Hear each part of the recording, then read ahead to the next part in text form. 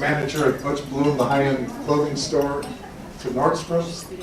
And he has written the book. He told me that this has been something he's been thinking about for 40 years, and he did it. The book is called The Power of Gratitude, and look forward to hearing it. So come on up.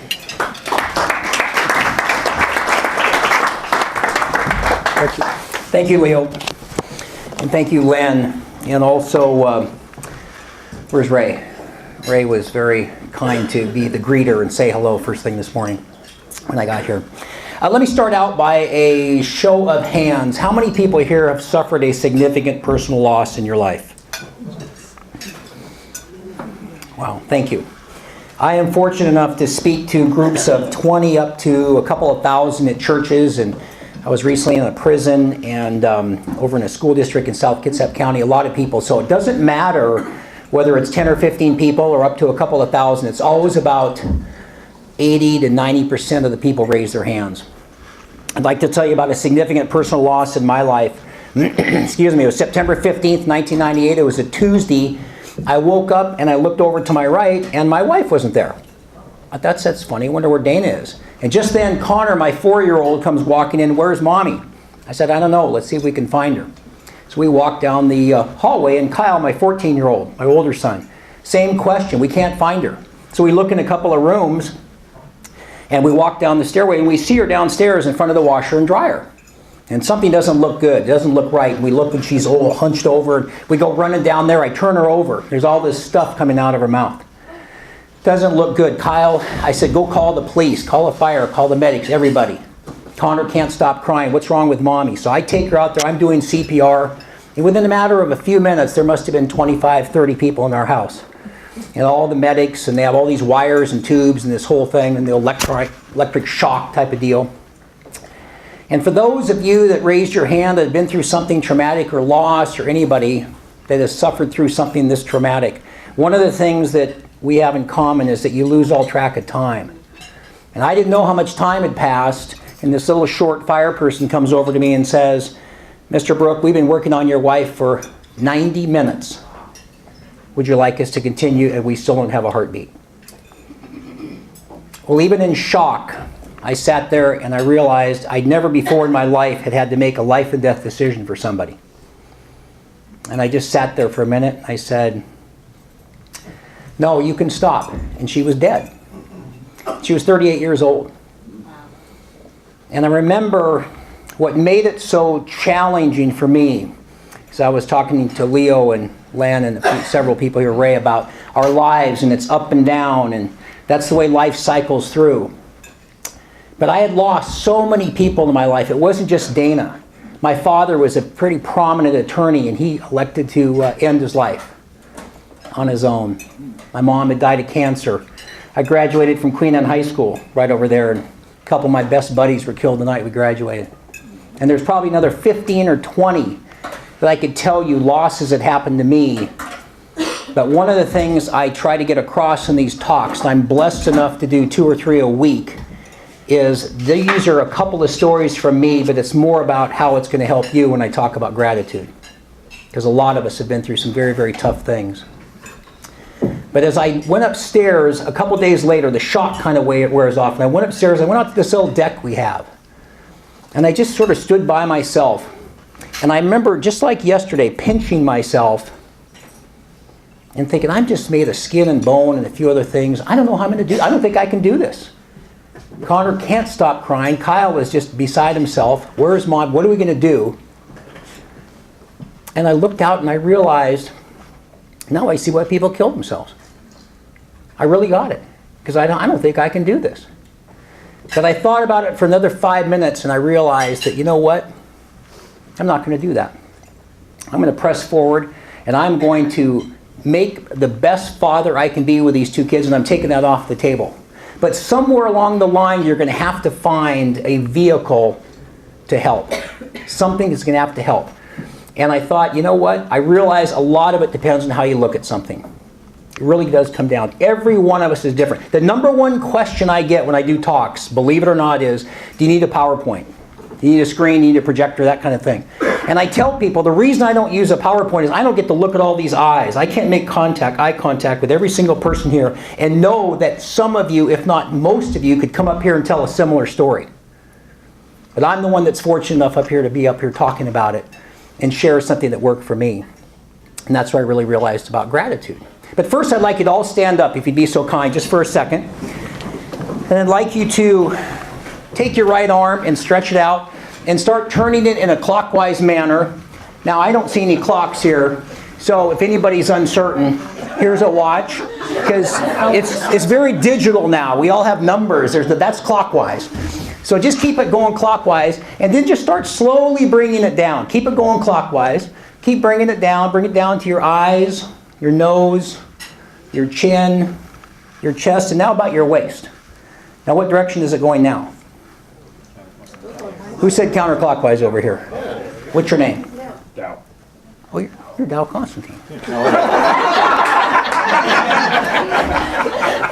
Not Thank really you. relevant to the last Yeah, I know. Thank you. You can sit down. Thank you. So, that was unscripted. I graduated with a business degree. And yet I have PhD friends of mine coming. What's the story with that circle thing? Do people like change halfway when they're getting down? And you always see a couple people, depending on the group, they're still doing this. I said, no, it's just my way of explaining. It's the way you look at it. If you look from the bottom, it's clockwise. You look from the top, it's counterclockwise. It's how you choose to look at something. And I'm just constantly amazed how people choose a negative path. And as you'll find out in a second, gratitude became a very positive path for me. And so I realized, number one, I'm going to survive. I'm going to make it. I'm not going to check out on these boys. I'm going to raise both those sons of mine. But I'm going to need some tools. And so I started thinking, okay, I'll get gratitude. That came up later. But the first thing is you can't give up. I'm amazed how many people give up. Connor, as I mentioned, was 4 years old. And the gal in the preschool says, well, your son is really messed up. I said, his mom just died a couple of months ago. Well, yeah, but he's going to have a really difficult time in life. And we're going to suggest all these tests and these assessments and things. So we go through and we do all these tests, and when we're done, we live by Green Lake. When we're done, she calls me and you need to sit down, I need to talk to you. We need occupational therapy. We had a list this long. And I said, well, I'm just going to tell you something. I think he's going to also be, no, he's not going to be an athlete either. I said, he's going to do well. He's going to play sports. I played sports. No, he's not going to make it there either. I said, well, he's going to go to Roosevelt someday and be the quarterback. She starts laughing. No. He's not going to make it in sports, and he's not going to make it in life. People often say to me, did you get her name? Yeah. And I never did. I need to track her down someday. But what happened is I walk out and I get in the car, and I just burst out into tears. I'm a pretty emotional guy anyway. I can't stop crying. Connor keeps, Daddy, what's wrong? I said, it's okay, Connor. It's okay. Daddy, what's wrong? Well, as we proceeded through, I had to hold him back in first grade. He had to do that twice. And I started thinking, these people must be right. So then he goes to play sports. Now I'm going to assume there's some parents here. T-ball. Now, would you explain, how hard is it to hit the ball in T-ball? The ball just sits, it doesn't move. It just sits, poor Connor couldn't hit it. And he's swinging up here, and I'm sitting over to the side, and I said, lower, Connor, lower. And he finally goes so low, he hits the tee, the ball dribbles forward, he goes, Dad, I got a hit. Connor, I don't think that's how T-ball works. But he stuck with it. He would not give up. Neither did Kyle. The three of us really struggled through this loss of Dana. And I didn't even go into it that much because I only have 20, 25, 30 minutes. But we lost our house, I lost my business, we lost everything. Dana was addicted to prescription medication. Oxycontin, Vicodin, all that nasty stuff. So as we're struggling through this, he's still trying baseball. Now, Connor cannot hit, he cannot run, he cannot throw, and he can't catch. Other than that, he was decent. But he kept trying. He just kept trying. So we get to May 31st, 2005. He's 11 years old. He hasn't played at all. And we're at a game, and it's 7-6, bottom of the seventh, the other team, and there's guys on second and third, 2 outs. I look over. Mark. Aren't you Mark? Is your name Mark? No? That's Frank. He doesn't see so good. Yeah. So. Oh, that's okay. So You got 50%. out Connor comes from the dugout. And he's walking towards the plate. I'm thinking they're just out of players. And he goes, Dad, I'm up. And I'm going, Connor, kids never talk to their parents in the stands. And he sees me over there and he gets up there and it's ball 1, ball 2, strike 1, strike 2. Gets to be full count. Next pitch comes in. He rips it down the third baseline. Just rips it inside the bag. The guy from third comes in. The guy from second rounds third, comes towards home. The ball comes in. The catcher, the guy, he catches it. They all crash together. And the ball pops out.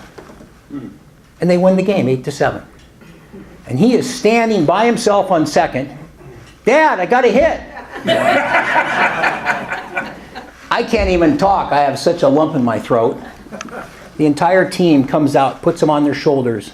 I'd never seen this in Little League. Carries them off the field. And we got home that night. We sat down in the bed. I said, Connor, it was never about baseball. I said, you never gave up. And I said, that's something I'm going to try to get across to both you and Kyle, as well as how many people I can get this message to about why you don't give up. And there's, again, a ton of stories out there. Well, Connor is now 19. He graduated last year. I know this is kind of a small picture, but he graduated last year from Bothell High School, and he was the leadoff hitter on the baseball team. Wow. And thank you. He went on to school in San Diego. He's down there, and he came up for a couple of games this year for the Seahawks. And I've told him, he said, Dad, I'll never forget it because that's the message I will continue to take to other people. So I realized you can't give up. It doesn't matter how long it takes. I mentioned seeing everybody's eyes. Everybody's journey here is different. I had a chance to talk to Leo and Len, as I mentioned, and Ray, a couple other people here. It doesn't matter who your neighbor is. That's why I don't care for the PowerPoint. You can't look at people, and they're always nipping to the button and all this kind of thing. But every one of us, I wanted to be a speaker when I was 19 years old. That was 44 years ago. It took me that long to finally get this crazy path of Dana's death and everything else. And I realized, again, never, ever, ever give up. Winston Churchill, I believe, was the one that said that. So you can't give up, but then also, you got to clear out your brain, too, and you got to get rid of this junk we have. When everybody goes out their cars today, you're going to notice the windshields are about 2 feet deep, roughly, and about 4 feet wide. It's pretty good size. But then notice the rearview mirror. It's like this big. I think that's about 100 to 1 or 200 to 1 or something like that. Now the rearview mirror, if you see blue lights, you have to pull over. That happened to me recently. I get it. But mostly we want to focus on what's ahead of us. And people drive over junk in their life. I have a lot of junk. I just even gave you 20% of what's happened to me. They take it from behind them, they put it in front of them again, and drive over it again. When I do workshops, the number one thing people have that I notice for me is junk is ex-spouses. Well, you know, Bob messed me up 26 years ago. I go, wasn't that like 26 years ago? And they're still talking about Bob or Sally or whatever. It just kills me. Pay attention to what's out front. So when I was searching, these fraternity brothers of mine said to me, you know, you haven't been right for 5 or 6 years, and I wasn't. I was a Nordstrom store manager and Lowe's and all these big jobs, but it was tough after Dana. I didn't know if I was going to make it, and I kept trying, and a buddy says to me, you need to get a gratitude journal. Now, how many people here have ever heard of a gratitude journal? Wow, that's a pretty good amount. How many have ever heard of a journal? It's pretty much everybody. Well, I hadn't heard of a gratitude journal. So I order one, and he's a good friend, and I'm thinking, I'm going to do what Bob says. And I get it off of Amazon, and I order it, and I put it down on the table, and I don't even touch it for 3 months. And one day I'm thinking, it'd probably be smart to go ahead and write that thing. That's why you got it. And I started writing in the gratitude journal every day, and I started noticing huge things happening in my life. Because what it does is it frames everything you have as opposed to what you don't have. We have so many people that talk about what they don't have. And on one of my little quotes, and I made my own, the Brooker's Daily Gratitude Journal. One of my main quotes in this is, if you think about it, it's like a dream. If you talk about it, it inspires you. But if you write about it, it empowers you. You have to write it down. That's why all of us took notes. That's why we make notes and pay attention. And it starts with the thought up here, and our CPU up here, our brain. It goes to our heart, our arm, our hand, the pen, the paper, and there it is. I'm so grateful for Leo Smith for inviting me today. I'm so grateful for having the chance to talk to Ray. And you write it down. Now, when I go to schools, number one question, do you have an app? And the funny thing is, I do have an app. And it's the Brooker's Daily Gratitude Journal. And you just press this little button, takes you to that. I'm so grateful to Leo Smith for inviting me to West Seattle Rotary today. And it types it. You just press the button and it types it. It's not the same, though. It's not this visceral feeling when you get to feel about how fortunate you are. And as I said, as my talk has evolved over the last few years, I talk a lot less about my stories of death and destruction and more how it's going to help you. But I think I could match with anybody the challenges I've had, and I refuse to have that be the case. And I think earlier, too, I was talking about excuses. One excuse is as good as the next. I developed this journal. I sell a lot of these, and I tell people, you can buy them. I have my journals, I have books. But if you get a spiral notebook, I'm fine with that, too. But then I get people every so often, yeah, your little journal, Brooker, gratitude guy, doesn't lay really very flat. It's kind of difficult to write in. I don't seem to have any trouble. Well, do you have a spiral version of it? I go, that's fine. If you any excuse you want to have, I will tell you when you get to go back and look at this and see how you got through something that makes such a big difference. So what I'd like to do as an example on this gratitude journal, I will just tell you briefly. I always bring my own. They last about 3 months, and people say, oh, you write in it every day. Have you been listening to the presentation? Do you brush your teeth just occasionally, or do you brush your teeth every day? I mean, it's something that is that powerful. Up at the top, it says day and date, and then daily number. I'll come back to that in a second. Current events, special occasions, a couple of lines so you don't have to have a separate journal. Everything you can do just in one place. Then on the left-hand side, everything you're so grateful for, the highlight of your day on the lower left, and on the right-hand side is your gratitude intentions. Everything you're going to be grateful for. Your subconscious mind, located in the prefrontal cortex, cannot distinguish between what you think is going to happen and what has actually happened. You can program. I have a ton of examples. I've written how grateful I am to be talking to hundreds of people. And then it was hundreds. I'm so grateful to be talking to thousands of people. And then I'm in a church doing 2,500 people about a year ago.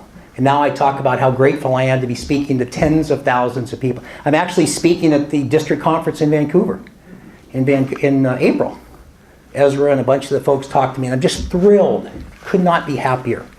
But that's what happens there. But that daily number is what I want to talk about. Daily number is simply this, 1 to 10. 10 is maybe the best day of your life, and 1 is maybe one of the toughest days of your life. And so you get that planted in there, and you can put that number down, and you can go back and refer to an anchor. Maybe why it was such a good day, or when it was a tough day, what you did to get through that tough day. So here's what I'd like you to do. I normally do this with a piece of paper, but we're not going to go through that today. But I want you to think about this. I want you to think right now, what is your daily number? Now, this is not your neighbor. You don't have to look at other people. I was at Daybreakers Rotary this morning. These two guys are elbowing. She's like, you guys act. Come on. Step up to the... This is just your number. Don't be talking to your friend. So this is whatever your number is. Okay? And I want you to just think about what that number is. So I'd like to just do a show of hands and kind of poll the audience if I can. So if you're a 1 to a 5, don't raise your hand because I don't want to embarrass anybody who's having maybe a tough day. But do we have anybody that's a 6 for your number? Okay, what couple? 7s. Okay, quite a few more. 8s. Pretty good chunk. 9s. 1, 2, and any 10s. Okay. So here's what I want you to do. This is, again, just between you, yourself, and I, the three of you. I want you to think about right now, what is the thing you are most grateful for in your life? You could pick just one thing. Just think about what that is. And I used to give examples, and I don't anymore because I don't want to lead the audience. So just think about one thing, which is the one single thing you could be most grateful for. So plant that up here. Then second of all, what's the second most thing you're grateful for? You'd pick two, number one and number two. And lastly, what was the highlight of your day yesterday? What was the best thing that happened to you yesterday? Now, some people, when I did a talk yesterday, of course, it was the Seahawks game the day before, which I can certainly understand. But what was the best thing that happened to you? I will tell you one of the ones for me a lot is my 19-year-old son, Connor, calls me daddy occasionally, and that's always the highlight of my day. He's 6'2" now and a grown man, young man. Okay, so review them. Gratitude, most thing you're most grateful for, number one. Number two, second most thing you're grateful for. And number three, the highlight of your day. So plant that in your mind. And now let me recheck the numbers again. There were no sixes, so how many sevens now? Okay, a couple. Eights. Yesterday. Okay. You're talking about yesterday? No, right now, just in running through all those things in your head. And how about nines now? Okay, and any tens? Okay, I'm giving you a book. What is your name? Jean. Jean David. And she's going, I know, I saw your name on the speaker sheet. Everywhere and every time I do that, there's always several more people. And this isn't even writing it down. Because when you write down how grateful you are for your health. I am 63. I will be 64 a week from today. And I am so frickin' grateful for my health. Because without your health, you just don't have much. And I notice when I get to do exercises and workshops, it's health, it's spouses, it's friends, it's families, it's jobs.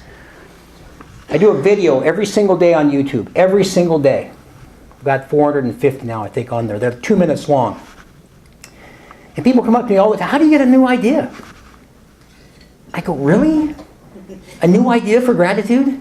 Well, yeah, don't you run out? And I go, run out of things to be grateful for?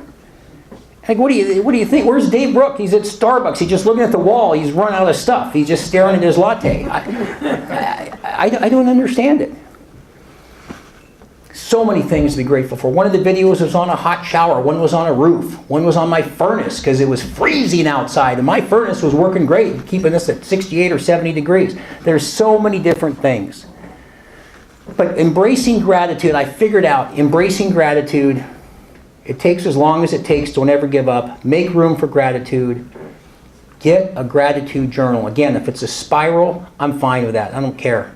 Just get something and write it down. This, on average, takes me 5 or 6 minutes a day. That's all. And it's that powerful. And I noticed that when you do that, you develop the momentum. You can go back and refer to it again and see why you had such a good day, or again, how you got through a tougher day. Last thing is sharing gratitude. And when I notice with sharing gratitude, actually, you know what? I'm going to give you a little story. First of all, because I want to make sure I get across the power of this. My mother died of cancer. But before that, she was manic depressive. Bipolar is what they call it now. So when I was working just before Butch Blum, I think it was at the University Bookstore in my late teens and early 20s, my mom would call me and she'd have a bottle of her sleeping pills. And she'd go like this. You hear that? I got an entire bottle of sleeping pills. I'm going to take them all unless you come over and see me right now. Right over there in Magnolia. Just shake them. You either get your little rear over here, David. There was 5 of us, but I was the one that she seemed to lean on the most. So I did the only thing that seemed logical. I just dropped everything, told Mr. Gallup I need to leave, and off I go to Magnolia and sit there. And somewhere along the line, I think I got some of that manic depressive stuff. When Ray and I were talking, where's Ray? Back there. Talking about a lot of people deal with depression. This life is a challenge. And I know I got some of that manic depressive stuff from my mom. But given what happened to Dana with Vicodin, I just cannot and will not take pills. So I wake up about 1.5 years ago. I've just started doing a fair number of talks. And I'm a 2 in this gratitude journal. I'm a 2. I am so depressed, I don't know what is wrong. So I don't even take a shower. I grab this journal. I run down to Starbucks. And I write in it. And that bumps me up to about 4 or 5. And again, it took me 5 or 6 minutes. Just had a little latte. Still wasn't right. I'm used to being an 8, 9, or a 10 most days. So now I'm doing a talk, and I go up to Burlington. I don't think it was Rotary. It was a Burlington chamber. About 200 people there. So I'm done. People come over and they talk to me and they want to tell me their stories and they buy books and journals. It's just extremely gratifying. As much as I loved running a Nordstrom store and all those big jobs I had, nothing could touch what I'm doing now. This gal comes up to me and she's just bawling. She goes, "My name is Janice. I want to tell you, you just changed my life." And I said, "Well, Janice, thank you." I said, "I don't think I changed your life. I may have given you some tools." She goes, "Well, you did, and I want to get a journal and some things." She says, "Can I give you a hug?" I said, "Of course." She gives me a big hug. I said, "Can you tell me what I said? One of your stories just impacted me in a way I can't even explain to you. But thank you so much. I wasn't going to come today, and I came," and so forth. And so she walks away, and I talk to some other people, and I go out and I get in my car. I'm in Burlington. I'm driving back to Seattle. But just as I get in the car, I'm thinking to myself, if you ever wonder who your best friend is in this world, who's the first person you call with the best or worst news that you get? That's how you find out. This was phenomenal. I changed somebody's life. I get to change a bunch of lives now, but back then I thought it was just Janice. So I was going to call Connor. Connor would be number one. My now 19-year-old son, Kyle, would be number two. But I thought, no, I'm just going to enjoy this. And I had a big smile on my face. I realized I was now a 9 and a half. I didn't have one bottle of beer. I didn't snort a line of Coke. I didn't do any dope. I just wrote my gratitude journal, and I happened to change a life that day through explaining a way to have a healthy coping mechanism. And then I grabbed the rearview mirror, something that's kind of embarrassing, but I turned it towards myself, and I looked at it, and I went, "I'm so freaking proud of you." You know, my life had been, where are the hammers and nails? We're at the low, I'm the store manager, I don't know where that stuff is. I mean, I just work here. Where's the lumber department? See the big sign that says lumber? But I realized I was impacting lives. And we hear about making a difference. My video yesterday was about Martin Luther King making a difference. I got a chance to make a difference. And when that took me from that 2 to that 5 to that 9, I realized that's the power we have as individuals. What organization represents that better than Rotary when we talk about service above self? So I'm a member of Seattle 4, and I'm just so passionate about impacting people and changing lives. I will tell you one last thing though. This one book, I've done several books, and I'll give one of these away too. We can do the numbers at the end. I usually get business cards, but we don't have time for that. This one's called Happiness Starts with Gratitude. When you understand what your passion is, again, 64 next Tuesday. I'm 2/3 or 3/4 or some way down life's path. I'm going to do this for another 10, 20, or 30 years because I have a message I want to take out to people. I don't care how old I am. But you realize that you got to find that passion somewhere. And when I did this book, and as I said, I did several books, I just want to explain to people the message and how embracing gratitude can change you. But at the same time, I never take it too completely seriously. Because I was at another place about 6 months ago and I do the little drawing, and everybody gets their cards and they all, okay, now we're going to draw for a book. The speaker's going to give away a book. And then they go, Dow Constantine, yay, and they all clap. So I walk right up front and big group. I give the book to the individual and say, there you go, congratulations. She goes, yeah, thanks. And I said, hey, by the way, later, if you'd like, I'll sign it for you.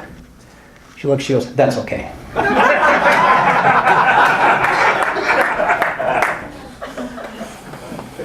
So I don't think I'm anything special. I'm just trying to get a message out there. The last thing I'd like to share, embracing gratitude. It takes as long as it takes. Don't ever, ever, ever give up. Each one of your journeys is separate. Make room for gratitude. Get that brain cleared out. Get rid of that junk. Get a gratitude journal. Get a spiral. Get mine, whatever. And the last thing is share it with people. Share it with people. What is service above self? We're sharing. We're helping all the time. And I realized how powerful it was to share. I never did drugs. Never smoked dope. Never did any of that kind of nonsense. I just didn't. I didn't want it. But I was always kind of an adrenaline junkie. I've been a pilot for a lot of years and skydived and scuba dived, and the boys and I did bungee jumping. But I thought way back when, I'm going to go skydive. So I got 7 of my fraternity brothers. So I make a reservation for 8. And then as we get closer to the date, a couple of them, then there's 6. And then there's 5 of us.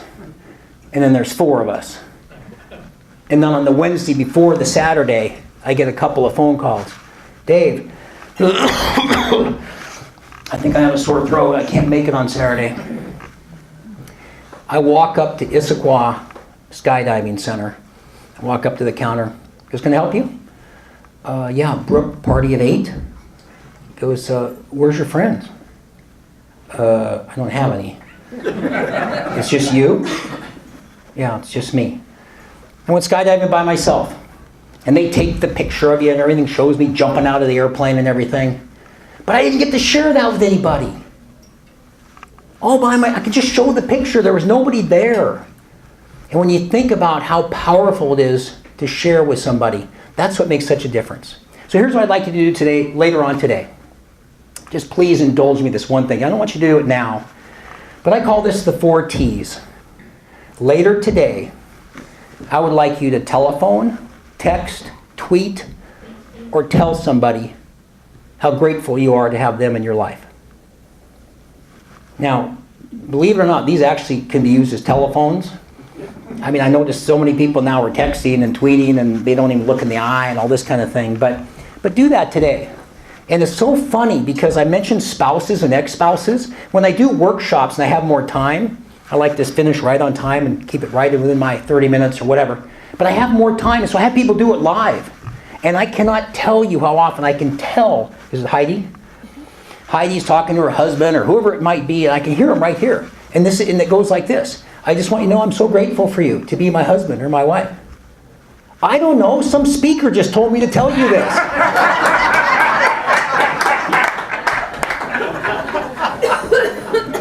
And I can you put him on the phone so I can talk to him so I'm not in trouble? So do it for the right reasons, but share it. You will not believe how much it can help you, enhance your life. I feel, truthfully, that embracing gratitude changed my life, transformed my life, and in many cases, I feel it saved my life, and it can save yours too. Thank you so much.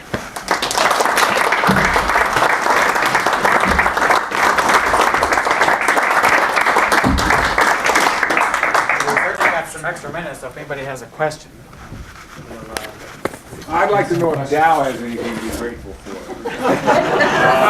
Well, he's a newlywed. That could be. That's good. And I got offered tickets to Super Bowl. That's good. But But you paid for how much I can't afford. Because you wanted to give it to one of us. Hey, we'll take up a collection to help us get you a shooting.